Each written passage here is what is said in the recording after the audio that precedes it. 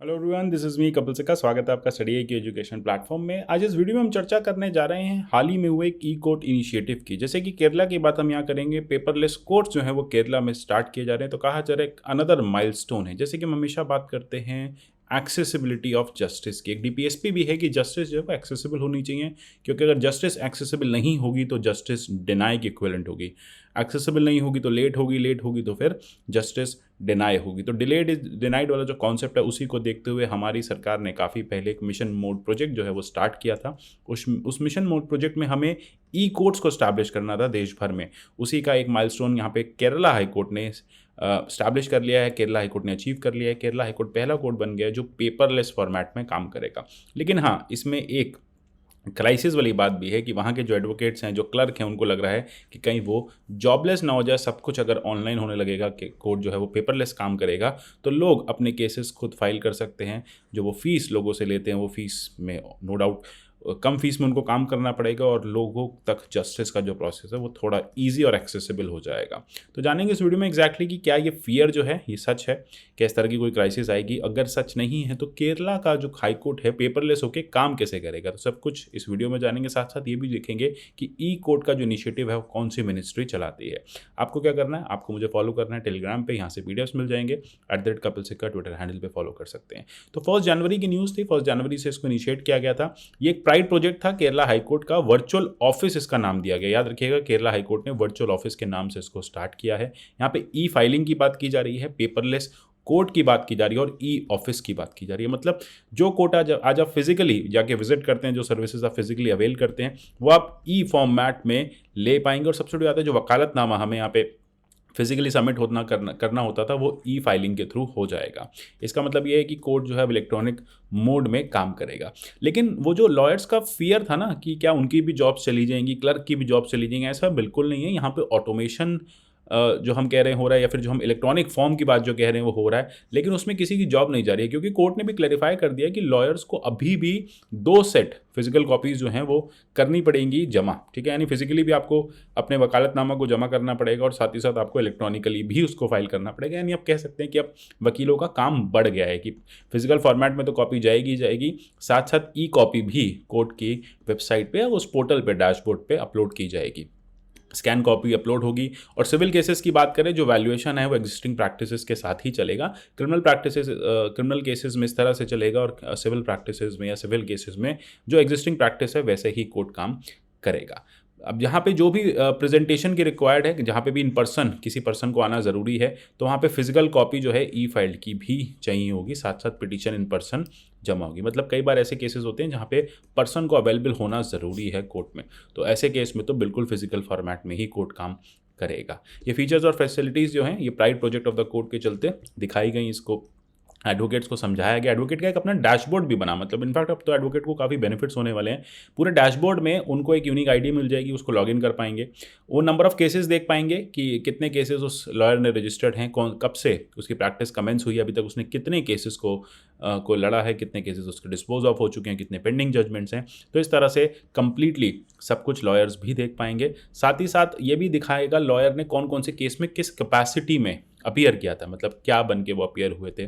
इसके अलावा एडवोकेट्स का कैलेंडर भी आता रहेगा कि आने वाले पर्टिकुलर डे पे कितने केसेस लिस्टेड हैं, उनके कितने अपने केसेस हैं, किस तरह से उनको किस टाइम पे कोर्ट पहुंचना है। तो मतलब काफ़ी ईजी हो जाएंगी चीज़ें। मतलब कह सकते हैं कि जो रिकॉर्ड्स हैं कोर्ट का, उसका डिजिटाइजेशन का एक प्रोसेस है। ये सब कुछ अब आप कोर्ट को डिजिटली एक्सेस कर पाएंगे दूर बैठ के। यानी ऐसे में अगर कोविड की सिचुएशन आती है, कोई भी ऐसा सिचुएशन आती है, कोर्ट को हाइब्रिड या ऑनलाइन मोड में काम करना है, तो फिर यहाँ पे एडवोकेट्स को प्रॉब्लम नहीं फेस करनी पड़ेगी। सबसे बड़ी बात है, लेटेस्ट से कोई ऑलरेडी केस चल रहा है, उसमें कोई फ्रेश केविएट फाइल करना है, ठीक है, काउंटर एफिडेविट फाइल करना है, फ्रेश पिटीशन फाइल करनी है, या फिर उसको रिव्यू पिटीशन फाइल करनी है, कोई मेमो को दोबारा से अप्लाई करना है, सर्टिफाइड कॉपीज़ को अपलोड करना है, वो सिमिलरली इसी डैशबोर्ड से अपलोड हो जाएंगी केस के चलते समय। और जज को भी उसकी कॉपी, उसका एक्सेस मिल जाएगा हियरिंग से पहले। और साथ साथ अगर कोई जजमेंट है, कोई जजमेंट डिलीवर हो गई है, वो एडवोकेट्स के रजिस्टर्ड ईमेल आईडी पे आ जाएगा।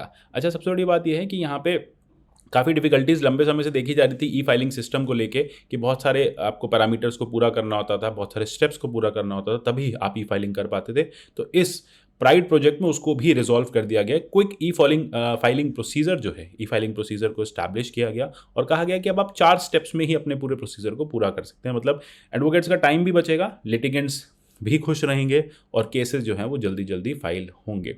सबसे बढ़िया फीचर कहा जा रहा है कि सारी डिटेल्स और रिकॉर्ड्स जो हैं, जितने भी लॉयर्स को एक केस से रिलेटेड चाहिए, ऑपोजिट साइड ने क्या क्या चीज़ें फाइल की हुई हैं, उन सब का वो प्रिंट आउट भी ले सकते हैं, यानी केस की ठीक से स्टडी कर सकते हैं, अगली हियरिंग से पहले प्रिपेयर हो सकते हैं और कोर्ट में जा सकते हैं। और सबसे बड़ी बात है, ये लॉयर को एनेबल भी करता है कि कोई भी डिफेक्ट्स हैं लेटेस्ट से, कोई भी ऑनलाइन सिस्टम में डिफेक्ट है तो फिर वो वीडियो कॉन्फ्रेंसिंग या हाइब्रिड मोड के केस में अपीयर हो सकते हैं। उनको लगता है कि अच्छा ऑनलाइन मोड अभी ठीक काम नहीं कर रहा, तो आप हाइब्रिड मोड में जा सकते हैं, फिजिकली जा सकते हैं, वीडियो कॉन्फ्रेंसिंग के थ्रू आप केसेस को सुनवा सकते हैं, सुनवाई हो सकती है। साथ साथ इसी तरह से जजेस का भी डैशबोर्ड है, उसमें भी बताएंगे कितने केसेस हमें एक जज पे पेंडिंग है, सब्जेक्ट क्या है जज उन केसेस के, क्या लिस्ट है उनकी, एवरेज डिस्पोजल रेट क्या है। तो मतलब इससे जजेस को भी पता चल जाएगा कि वो स्लो हैं, जुडिशरी कैसे काम कर रही है, और अगर हाई कोर्ट्स के जो रजिस्ट्रार है वो भी देख पाएंगे कि कितने केसेस पेंडिंग और कैसे इसको डिस्पोज ऑफ करना है। तो कितना टाइम फ्रेम, एक एवरेज टाइम लगा एक केस को डिस्पोज ऑफ करने में।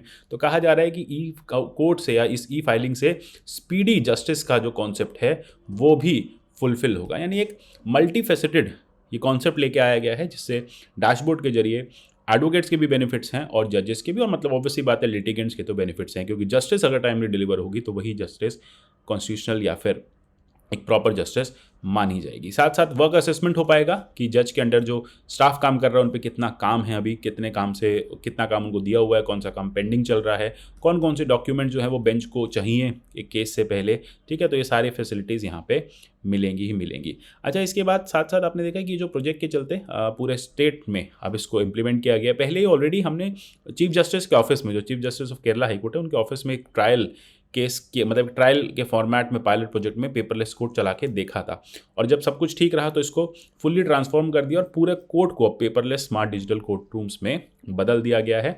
बाकी जो कोर्ट्स हैं, बाकी जो लोअर लेवल के कोर्ट्स हैं वो भी बहुत जल्द इस वर्चुअल ऑफिस वाले प्रोजेक्ट को अपनाएंगे और वन गो वन प्लेटफॉर्म जो है वो सबके लिए हो जाएगा। तो इससे काफ़ी ईजी हो जाएगा। इनफैक्ट अगर हम चीफ जस्टिस की बात करें तो उन्होंने भी इनॉग्रेट करते हुए यही कहा कि ई फाइलिंग सिस्टम से पेपरलेस फाइलिंग होगी, एडवांटेजेस होंगी जस्टिस सिस्टम को, और स्पीडी एक्सेस मिलेगा लोगों को जस्टिस का, और सबसे बड़ी बात है एब्सोल्यूट ट्रांसपेरेंसी होगी, लोगों को पता चल पाएगा कि हो क्या रहा है ना। तो उनको ऑपोजिट साइड के केसेस के बारे में, ऑपोजिट पार्टी के बारे में भी पता चल पाएगा, क्या उन्होंने फाइल किया है, क्या उनके केस का स्टेटस है, कहाँ पे वो पहुँचे हैं, क्या एग्जैक्टली दलीलें हैं, तो सारी बातें यहाँ पे पता चल पाएंगी। और सबसे बड़ी बात है मैन पावर और नेचुरल रिसोर्सेज जो है वो बचेंगी, तो काफ़ी बेटर हो पाएगा। अच्छा, जैसे मैंने शुरू में आपको बताया था कि ई कोर्ट्स का जो अगर लेटेस्ट एक क्वेश्चन आ जाता है कि ई कोर्ट्स कंट्री में कौन मैनेज कराता है, तो ministry of electronics and information technology MeitY जो है उसके पास ये प्रोजेक्ट है, उसका काम है ई प्रोजेक्ट्स को देश भर में इम्प्लीमेंट करना। यहाँ पे इंडियन जुडिशरी में लगभग 15,000 जो कोर्ट्स हैं, इंडियन जुडिशरी में जितने भी 15,000 कोर्ट्स हैं जो लगभग 2500 कोर्ट कॉम्प्लेक्सेस में हैं, वहाँ पे एक ई कोर्ट मिशन मोड प्रोजेक्ट जो है वो चलाया जा रहा है। इसे आईसीटी के तहत चलाया गया। इसे 3 फेजेज़ में चलाया जाना था। पहले बड़े कोर्ट्स में लेके आना था, दिल्ली, बॉम्बे, कोलकाता वाले कोर्ट्स में, मतलब जो आपके बड़े सिटीज़ के कोर्ट्स हैं। उसके बाद इसको बाकी डिस्ट्रिक्ट्स और सबऑर्डिनेट कोर्ट्स में लाना था। ऑब्जेक्टिव्स क्या हैं इस तरह के प्रोजेक्ट्स हैं? बिल्कुल judicial administration day to day activities को बेटर कर पाए, पेंडेंसी जो है टाइम से क्लियर हो पाए, और लिटिगेंट्स को भी ट्रांसपेरेंसी के साथ इन्फॉर्मेशन मिले, और एक्सेसिबल और चीप जस्टिस भी एक तरह से हो पाए, एक्सेसिबल हो पाए, लीगल इश्यूज रिजॉल्व हो पाए, जुडिशियल डेटाबेस बन जाए तो जस्टिस अपने आप चीप हो जाएगी। इसमें काफ़ी सर्विसेज हैं, जैसे ऑटोमेशन है केस प्रोसेस मैनेजमेंट का, केस फाइलिंग करना, स्क्रूटनी रजिस्ट्रेशन करना, केस एलोकेट करना, डायरी एंट्री करना। फिर कुछ ऑनलाइन सर्विसेज भी हैं इसमें, जैसे सर्टिफाइड कॉपीज़ लेना, कॉपीज़ को एक्सेस करना, अपलोड करना। फिर उसके बाद कोर्ट और गवर्नमेंट एजेंसीज़ के बीच में गेटवेज को स्टैब्लिश करना। आपको याद होगा कि बेल ऑर्डर्स को जेल अथॉरिटीज़ तक पहुंचाने के लिए हाल ही में फास्टर करके भी एक फिनोमिनन, एक कॉन्सेप्ट जो है वो इम्प्लीमेंट किया गया था। इसी तरह से national judicial data grid maintain करना, जो पेंडेंसी को मॉनिटर करेगी। यानी एक हमारे पास नेशनल जुडिशियल डेटा ग्रिड होता है, वो क्या करता है, वो देश भर के कोर्ट्स का डेटा रखता है, कितने केसेस फाइल हुए हैं, कितने पेंडिंग हैं, कितने डिस्पोज ऑफ हुए हैं, कितने समय में डिस्पोज ऑफ हुए हैं, क्या एवरेज टाइम है। तो इस तरह से जस्टिस की जो जुडिशरी की जो पेंडेंसी है, जुडिशियल सिस्टम की जो पेंडेंसी और डिलेज हैं, उस पर नज़र रखी जा सकती है। तो ये डिस्ट्रिक्ट और सबऑर्डिनेट कोर्ट्स में काम करता है। एक ऑनलाइन प्लेटफॉर्म है, जैसा कि मैंने बताया। इसमें कंप्यूटराइज्ड जो सिस्टम होता है उससे कोर्ट्स कनेक्टेड होते हैं, ऑनलाइन इन्फॉर्मेशन मिलती है लिटिगेंट्स को, केस स्टेटस, डेली ऑर्डर्स क्या हैं, फाइनल जजमेंट्स क्या हैं। और करंटली लगभग जो केस स्टेटस है 10 करोड़ केसेस में ये एक्सेस किया जा सकता है। 7 करोड़ जो जजमेंट जो है अभी एक्सेस की जा सकते हैं। लगभग 17 करोड़ में आप देखेंगे कि फाइनल जजमेंट्स और पेंडिंग जो जजमेंट्स हैं उसमें एक्सेस किया जा सकता है।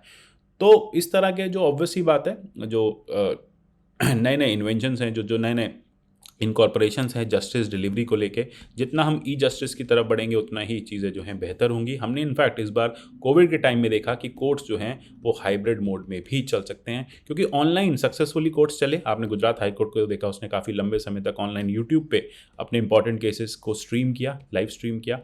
अब जब फाइनली सिचुएशन नॉर्मलाइज होने लगी तो कई लोगों ने कहा कि नहीं, अब कोर्ट्स जो हैं वो वापस से फिजिकल मोड में चलें। तो ऐसे में सुप्रीम कोर्ट का कहना था कि नहीं, हाइब्रिड मोड बेस्ट मोड है, जिसको हाइब्रिड मोड में चलना है वो हाइब्रिड में चले, जो फिजिकली आना चाहता है वो फिजिकली अपने केस को मॉनिटर करे। तो इस तरह से जस्टिस जो है वो एक एक्सेसिबल जो है पॉइंट बन जाएगा और लोग जस्टिस को ऑनलाइन के थ्रू दूर बैठे भी एक्सेस कर पाएंगे। और जो हमारा फंडा है कि जस्टिस अगर डिले नहीं होगी तो जस्टिस इंश्योर होगी, तो वही हम यहाँ पे अचीव कर पाएंगे। और एक DPSP जो है 39A का, जिसमें लोगों को चीफ जस्टिस एक्सेसिबल हो, नालसा का जो एक्ट है नेशनल लीगल सर्विस अथॉरिटी 1987 जो है, वो भी इस मैटर में या फिर अपने इस ऑब्जेक्टिव को पूरा कर पाएगी। आशा करता हूँ क्लियर हो गया होगा। मिलेंगे इस तरह के अगले टॉपिक्स में, तब तक के लिए good bye, take care and God bless you all.